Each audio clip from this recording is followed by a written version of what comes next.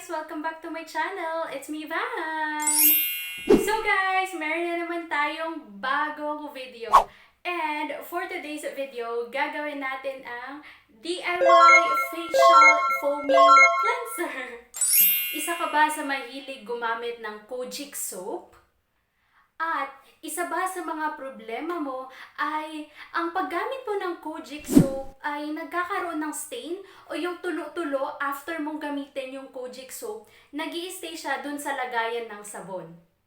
O dili naman kaya doon sa gilid ng tiles ng inyong bathroom?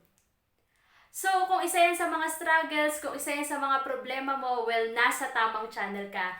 Because pag-uusapan natin or gagawin natin yung mga bagay para maiwasan natin na magtulo-tulo magtulo-tulo yung sa Kojic soap natin at maiwasan natin yung stain na nag-i-stay doon sa lagayan natin ng sabon. So guys, bago yon, kailangan muna natin syempre ng mga produkto. So dalawa lang naman yung kailangan natin para magawa itong DIY Facial Foaming Cleanser. Una na dito ay ito. Syempre kailangan nyo ng foaming bottle. So guys, itong foaming bottle, nabili ko lang siya sa Shopee. Meron din siya sa Lazada. So, mag-scroll lang kayo, search nyo lang sa Shopee or sa Lazada ang foaming bottle. So, maraming lalabas na foaming bottle doon. So, ito yung nabili ko sa akin. At syempre, kakailanganin din natin ng Kojic soap. Ayan. Kung ano yung Kojic soap o kung ano yung sabon na inyong ginagamit. Kahit anong klaseng sabon, kahit hindi naman Kojic soap, kahit anong klaseng sabon. Kasi foaming cleanser naman yung gagawin natin.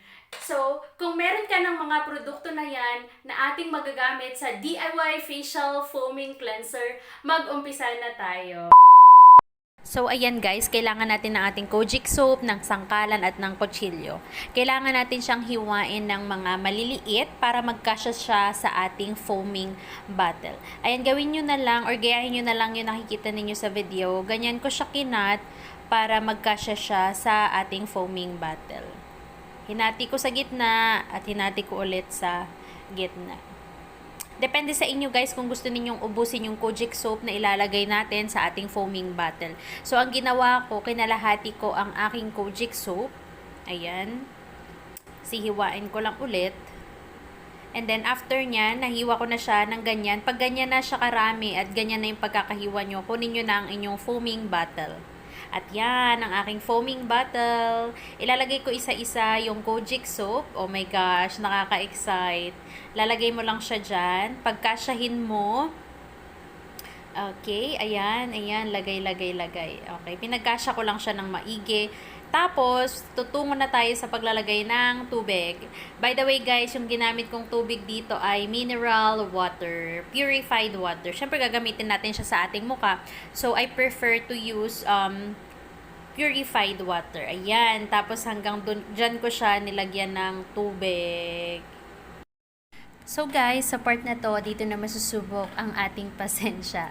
Kasi ito na ang oras ng pag-aantay. So, kailangan syempre tunawin muna natin matunaw ang Kojic soap sa foaming bottle na ating nilagay. At medyo matagal siya. Actually, sobrang tagal niya. Kaya kailangan mo talaga ng pasensya. 6 hours later. So guys, ayan, medyo gabi na nung natunaw yung sabon, yung Kojic soap. At ayan na siya. Pwede na natin siyang gamitin.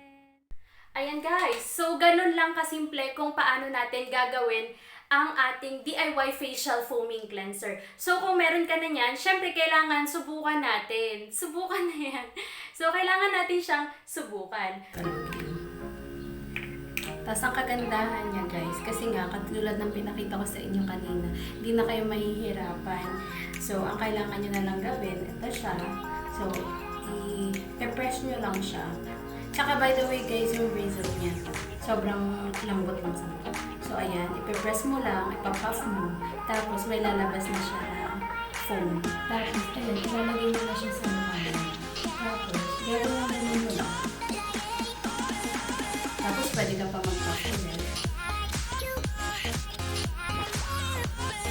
Siyempre, mukha mo ito dapat dahil na silky.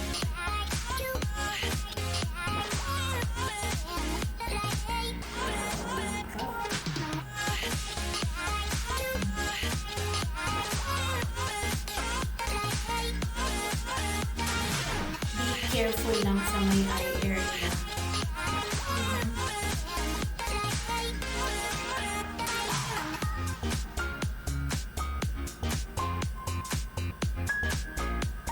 Circular motion lang at saka dahan-dahan.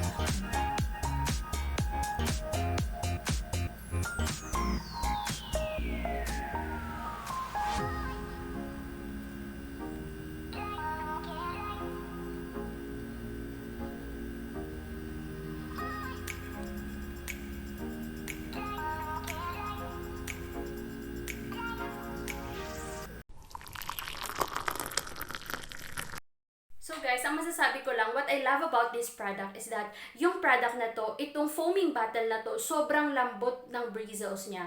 Hindi siya yung harsh na iniisip nyo na parang sa toothbrush. Grabe yung pawis ko tumutulo as in. Pero okay lang yan. Mamaya mawawala na yan.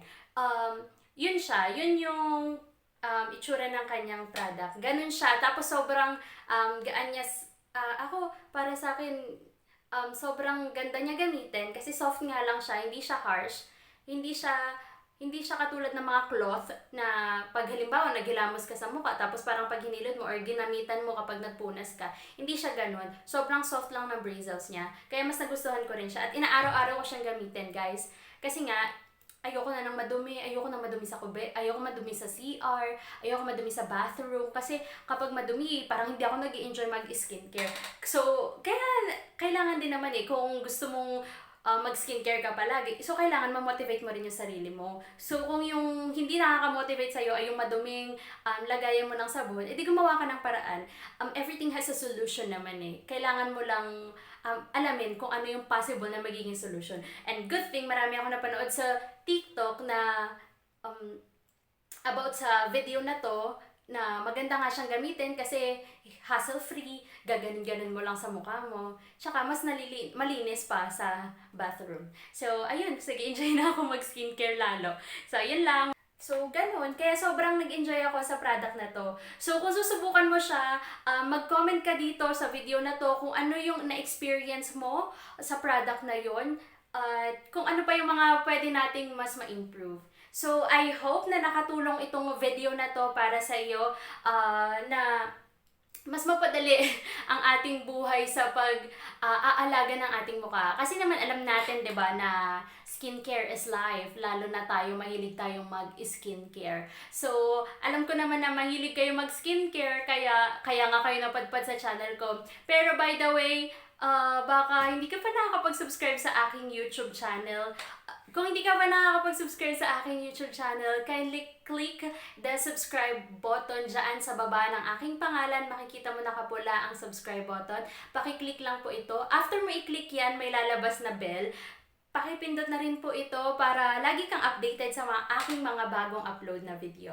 So, yun lang. Maraming salamat. At mag-comment pa po kayo sa mga gusto nyo ipagawa sa akin ng mga video, skincare related man yan, about sa buhay man yan, o kung ano-ano pa. So, maraming salamat and goodbye for now. See ya!